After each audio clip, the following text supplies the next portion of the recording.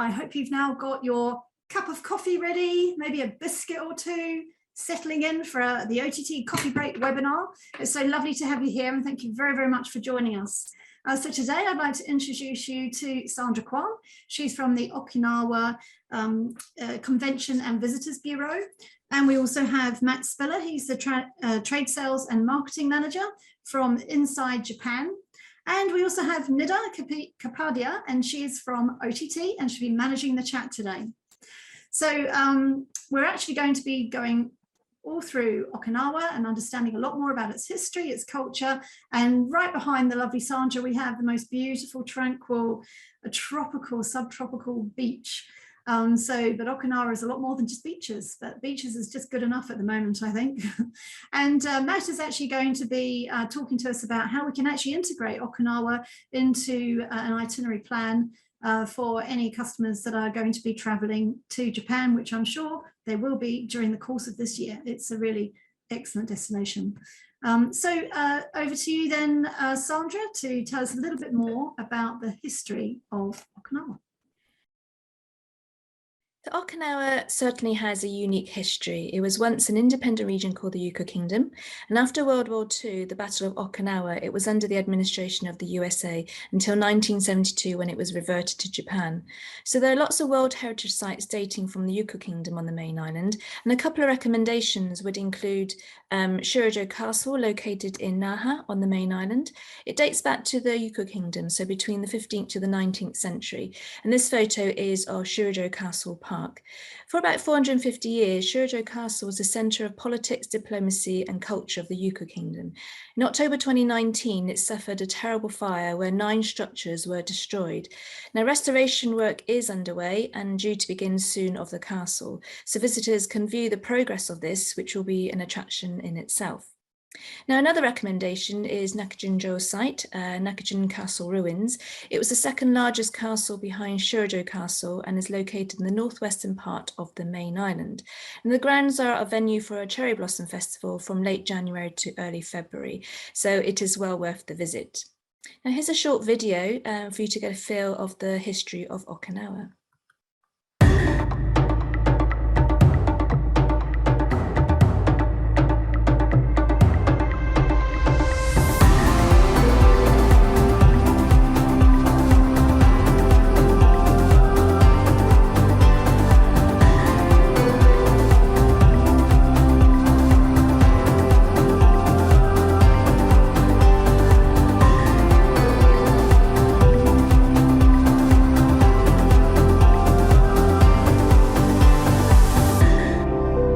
Timeless Okinawa awaits. These islands, jewels spread across a deep blue sea, possessing a proud, unique and beautiful culture created by a fascinating, often turbulent history. Along the Ryukyu Kingdom, a link to the outside world quite different from mainland Japan. A story that still lives on among the Okinawan people. It all awaits, often unchanged, always alive, Okinawa.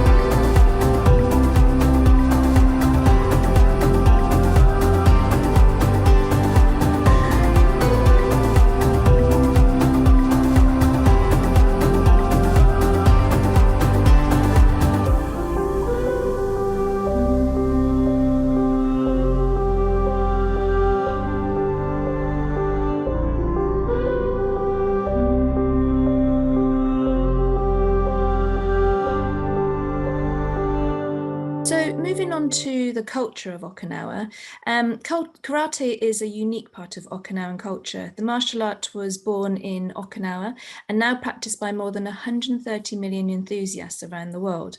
On Okinawa Island alone, more than 400 dojos exist, which are rooms or halls that you can practice in, and visitors can learn and also take part in a karate experience. And then visitors can also take part in cooking experiences and really learn about Okinawan cuisine, or they can experience traditional craft or textile dyeing and weaving or pottery. So you can really create your own special piece of traditional Okinawan art to take home. And there are also exciting cultural events to be enjoyed, such as the Naha Hari, which is a festival usually held in May in Naha City and is one of Okinawa's most famous events with its colourful boat races. It is a maritime festival held to pray for the safety of fishermen and for bountiful catches. There's also Shurijo Castle Festival, which is usually held at the end of October to early November. And this is one of the 3 major festivals of Naha. This festival highlights a parade by people wearing clothing of the Yuku dynasty style. Now let's take a look at some of the cultural scenes of Okinawa.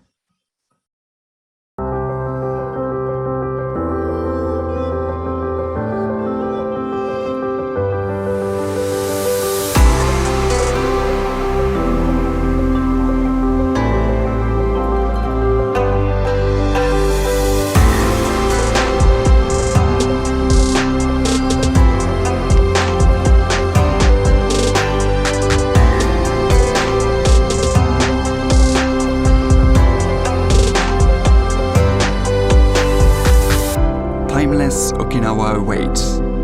These islands, jewels spread across the deep blue sea. Once the Ryukyu Kingdom, long a special link with the outside world. This unique history has forged a distinctive culture, with music, dance, clothing, cuisine and nature worship very different from what you'll find elsewhere. A culture alive in the people of the islands. It all awaits, often unchanged, always alive, Okinawa.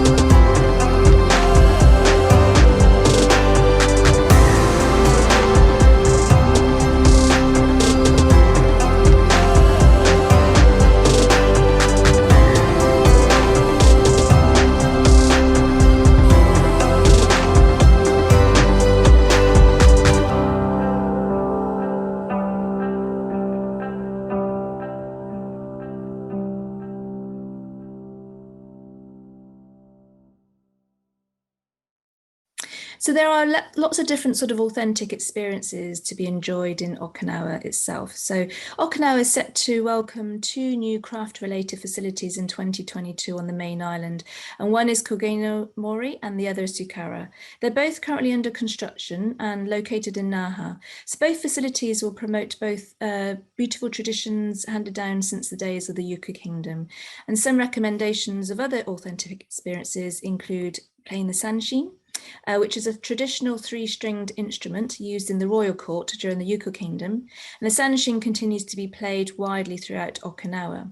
There is a sanshin experience for visitors called the Okinawan Traditional Lifestyle Experience. It's located at the native village of Motobu, which is in the mid-northern part to the main island, and travellers can enjoy an immersive hands-on encounter with a sanshin and also to meet with the elderly villagers there who very much welcome visitors and are happy to teach them to play the sanshin free. Another experience can be to wear traditional Okinawan clothing. So in Naha, there's a studio called Veni with traditional attires called Yuso available for rental. The clothing styles date back to the Yuku Kingdom and designed for Okinawa's subtropical climate. Now visitors can hire these clothes and then they can choose a professional photography session and the outfit can be leased for the rest of the day. Or alternatively, visitors can simply hire the outfit for the day and explore the city wearing the traditional clothing. Now, cuisine is always a popular experience. So Okinawa's food culture stretches back centuries to the Yuku Kingdom, and food is considered by locals in the prefecture as kusumun, meaning medicine.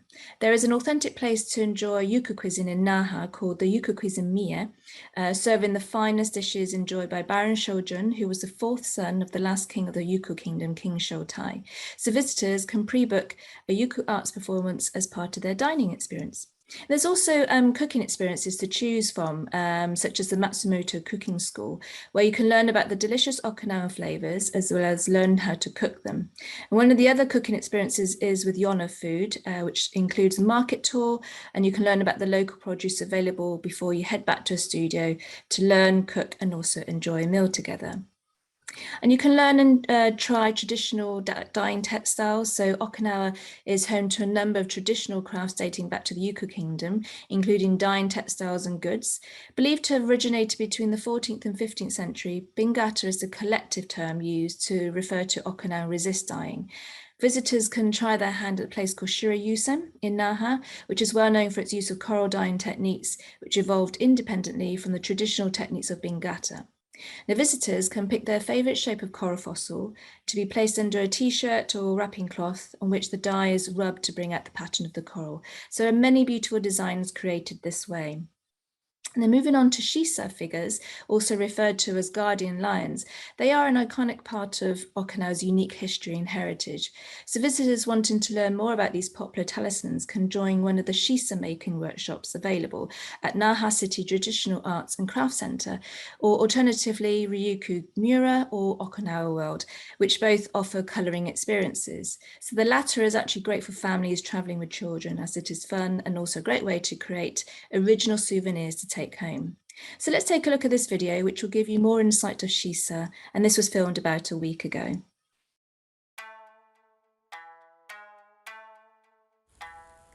Shisa is a lion-like creature that originated from China and introduced to Okinawa centuries ago. It is believed to fend off evil spirits and can be found everywhere, from airports to restaurants to houses. Some look realistic and scary, and some are more artistic or humorous looking. In recent years, Shisa are often placed at the house gate in pairs, the male with its mouth open to scare away evil spirits, and the female with its mouth closed to keep the good fortune in. Although they are found everywhere, there are special Shisa of historical and cultural significance worth seeing. This is Tomori Stone Lion in the town of Yaese, about 30 minutes drive from Naha. The construction of the Shisa dates back to 1689. Around that time, the village of Tomori suffered from frequent fires. The famous feng shui master said that the fires were caused by evil spirits in the mountain, and advised the villagers to construct a stone Shisa at this location to guard the village against the evil spirits. Older Shisa, like this one, is often carved out of limestone because it was abundant and easy to carve. This Shisa was also made famous by a photo taken during the Battle of Okinawa. Unfortunately, this area was a heavy battleground during the war. Bullet holes seen in this photo are still visible after almost 80 years. Originally, Shisa was built to guard holy places and villages, but as time went by, it was placed at houses to guard against evil spirits coming into the home. This Shisa is made of plaster, and this type is commonly seen on the rooftop. When roof tiles are laid, plaster was used to set and secure the tiles. When the workmen finished the job, it became a common practice for them to make Shisa out of leftover plaster and broken pieces of roof tiles. The Shisa would be placed on the rooftop to be given as a gift to the house owner. Making use of limited material, this type of Shisa is often experimental and creative. The best place to see plaster Shisa would be Takatomi Island in the Ayama region, where there are plenty of old houses. Today, clay is the most popular material to make Shisa, and you will see infinite varieties of pottery Shisa. Now, this giant Shisa is placed at the entrance of the Tsuboya area, the centre of pottery production dating back to the time of the Yuku Kingdom. This is also a great place to find Shisa on the roof and the entrance to shops and houses. The main street is lined with pottery shops and workshops, but the back alley is equally interesting. Pottery pieces are embedded in the pavement, and miniature Shisa can be found in many locations. Even in the hedges, they watch over the passers-by. To people of Okinawa, Shisa means a lot of things. It is Okinawa's cultural icon, its heritage, wishes for peace, and freedom of expression.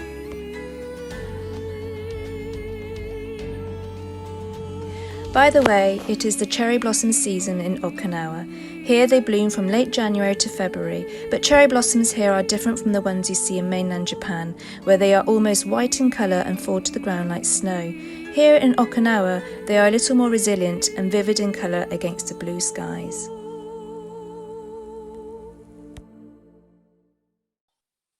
Please do get in touch with me if you'd like more information on these authentic experiences, and these are just a taster of what you can experience in Okinawa for those who are culture seekers especially.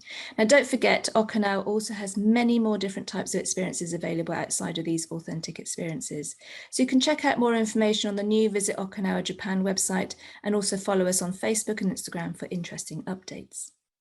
Now finally, sign up for the Okinawa training course on OTT and be in with a chance to win a February prize, which is a pair of Shisa Awamori, the oldest distilled alcoholic drink in Japan. And to double that, jump onto the Japan Airlines course to win their February prize too. And this is your last chance to win double prizes this month. So thank you very much for listening.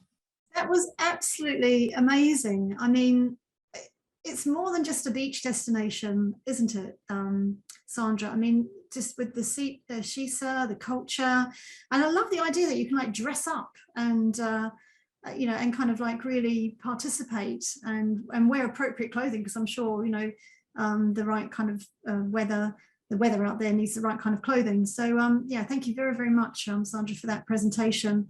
Very inspirational, and I'm sure, I know from the chat there's a lot of people already booking to go to Okinawa and keen to book their customers. So now really over to you, Matt, to hear more about how we can really bring that all together in the itineraries and really integrate Okinawa into the holiday experience. Great. Yes. Well, thank you very much for having me. My name is Matt and I'm from Inside Japan Tours, the UK's leading Japan specialist. Now, I'm sure this is a common request you get from your clients for any destination. They want to do lots of sightseeing and culture, and then at the end of their trip, they want a few days to relax. And now Okinawa is the perfect place to relax at the end of any Japan trip. There are beaches on the mainland of Japan, but they're certainly not what I would recommend for a beach stay. So Okinawa is a great place to go and to recommend for your clients. Most customers will only have 2 weeks to spend in Japan, but you could spend 2 weeks alone exploring all of the different islands and culture of Okinawa. We'd love for lots of people to spend 2 weeks in Okinawa, but realistically, customers won't be able to spend that much time there. So I'm going to explain how you would fit it into a typical Japan trip. So what I would recommend starting off with is a golden route in Japan, which starts off with maybe 3 nights in Tokyo with bright lights, big city, 2 nights in Hakone National Park. So that's a national park near Mount Fuji, great views of Mount Fuji if the weather is clear, and the opportunities to stay in a traditional ryokan inn with hot springs. Then on the bullet train down to Kyoto for 3 nights, World Heritage shrines and temples and geisha, the real cultural heart of Japan. And from Kyoto, so this is called the Golden Route, then from Kyoto, you can transfer to Osaka Airport, about an hour and a half away from Kyoto, and fly down to the Okinawa Islands. And somebody asked in the chat box how long it takes to get down there. It depends what island you're staying on, but we'd recommend minimum 3 nights. You could spend 2 weeks, but minimum 3 nights in Okinawa. If you fly to Okinawa main island, that's 2.5 hours from Osaka Airport. And if you fly to Ishigaki in the Yaeyama Islands, that's 3 hours from Osaka Airport. So if your customers are tight on time, I would recommend heading straight to the Yaeyama Islands, which has Ishigaki, Iriomote, and Taketomi. These are smaller islands, lots of great beaches and a great place to relax and enjoy island life.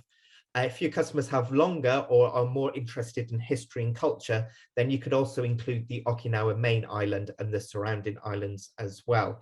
But yeah, if you're tight on time, I'd say head straight to the Yaeyama Islands. If you've got longer, you could do island hopping around them all. So yeah, for a 2-week trip, 13 nights, I would recommend 1 night on the flight out to Japan, 3 nights Tokyo, 2 nights Hakone, 3 nights Kyoto, 3 nights on the Yaeyama Islands, and then 1 night you have to fly back to Tokyo at the end before taking your international flight back to the UK or wherever you're going. If you've got a bit longer to spend, I would then recommend maybe squeezing in 2 nights on Okinawa main island for all of the culture and history that Sandra just recommended. And there's also great beaches on the main island as well. So yeah, you could spend minimum 3 nights, 5 nights is better. 7 nights is great. 2 weeks is you get to see everything basically. So yeah, what we're finding with customers at the moment after the pandemic, customers are actually, instead of traveling for 2 weeks to Japan, want to spend 3 weeks in Japan, or they've got bigger budgets. So it's actually, Okinawa is becoming a more realistic option for lots of customers because customers are wanting to spend longer in Japan, and they then have more time to go around all of the different islands and experience everything that Okinawa has to offer. So yeah, it can fit in really easily to a standard trip to Japan. And that's it from me. Thank you for listening.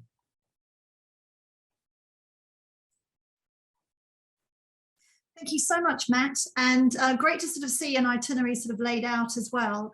And did you say that it's 2.5 to 3 hours flight?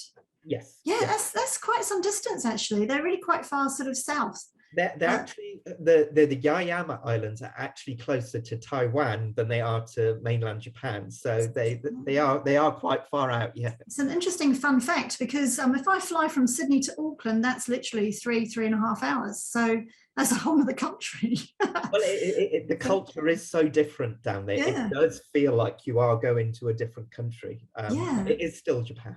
Oh, isn't it fascinating? I love it. It's absolutely on my bucket list. It really, really is.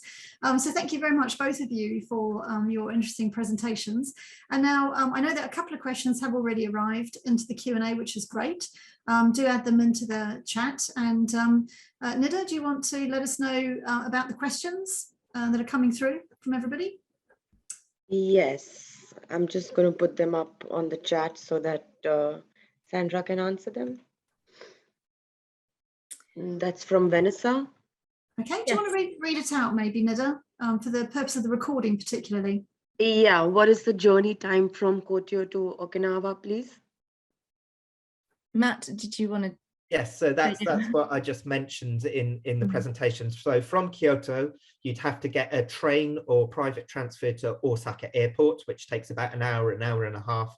And then from Osaka Airport, it's a 2.5 hour flight to Okinawa mainland with Naha Airport, or it's a 3-hour flight to Ishigaki in the Yaeyama Islands. Okay, fabulous. Okay, and the next question is, are there regular ferries from Yaeyama to Okinawa? So I'd totally recommend flying to the Yaeyama region from the main island, just because it could take several hours to go by ferry. So flying from the main island from Naha straight to Ishigaki, which is like the port of call, basically the gateway to the Yaeyama region, will take about an hour on flight. So I would fully recommend that way of traveling there. So yeah, those are the questions that I have. Okay, so no more questions at the moment? No, great. Okay, so there is an email address that I think you might have seen on Matt's presentation. Certainly when we send you back the recording, if you wish to send it on to colleagues for sharing, we'd appreciate if you did that, but I'll also include Sandra's email too, if Sandra's happy with that. sure. So you can talk to them directly. So now we're going to conclude the webinar by thanking you very much for joining, and one of you is going to be lucky enough to win a prize. And Sandra, the prize is? So for today's webinar, I'm delighted to present a gift all the way from Okinawa. Wow. I mentioned about Bingata earlier. So what I have here is a beautiful and colourful Bingata cloth that is framed, so it can be displayed in your home, just like the Okinawans do in their home. This gift will also come with a goodie bag as well. So Lovely. How big is it, Sandra? Oh, it's about, I think it's like 24 centimeters long. Yeah, it's quite a sort of like a smallish frame. Smallish, so a bit bigger than A4, A3 maybe. Yeah, roughly about that. I'm no good on sizes. 24 inches, how much is that? But anyway, what a lovely gift, really, really thoughtful. And I love the course prizes as well, the Shisa, especially having Yes. sent the, run the explainer video.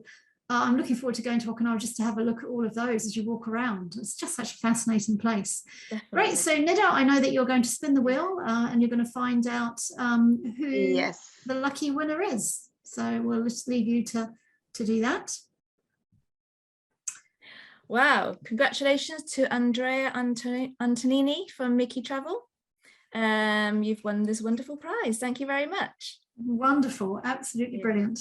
Okay, so just remains for me to say thank you very, very much for joining us on this coffee break webinar. All OTT webinars are now going to be around 20 minutes long, which is just enough for you to grab a nice cup of tea or coffee and a biscuit. And we look forward to bringing many more webinars to you as we go through the year. But today I particularly wish to thank Sandra and Matt on behalf of the Okinawa Visitors Bureau, and that are also for managing the chat as well, and all of you for listening. So thank you very much, and goodbye from all of us. Thank you very much, everyone. Thank you. Bye.